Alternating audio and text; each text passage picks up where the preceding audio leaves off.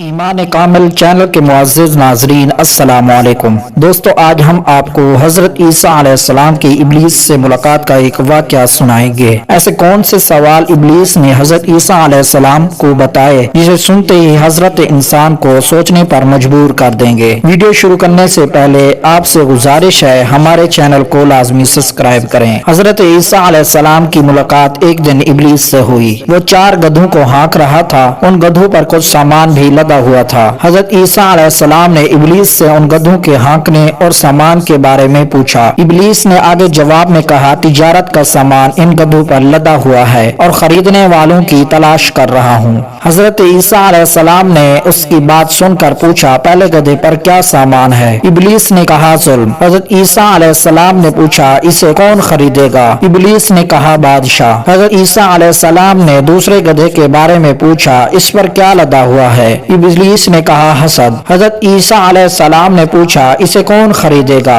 شیطان نے کہا، علماء حضرات۔ حضرت عیسیٰ علیہ السلام نے پھر پوچھا، تیسرے گدھے پر کیا لدا ہوا ہے؟ ابلیس نے کہا، خیانت۔ پھر حضرت عیسیٰ علیہ السلام نے پوچھا، کون خریدے گا؟ شیطان نے کہا، تاجر۔ پھر چوتھے گدھے کے بارے میں پوچھا، اس پر کیا لاد رکھا ہے؟ ابلیس نے کہا، مکر و فریب۔ حضرت عیسیٰ علیہ السلام نے پوچھا، اسے کون خریدے گا؟ شیطان نے کہا، عورتیں۔ اگر حضرت انسان ان باتوں کو سمجھے تو بہت کچھ بدل سکتا ہے۔ اللہ پاک ہمیں شیطان کے شر، وسوسوں اور اس کے مکر و فریب سے محفوظ فرمائے اور ہمیں نیک عمل کرنے کی توفیق عطا فرمائے۔ اس طرح کی مزید ویڈیوز دیکھنے کے لیے ہمارے چینل کو سبسکرائب کریں۔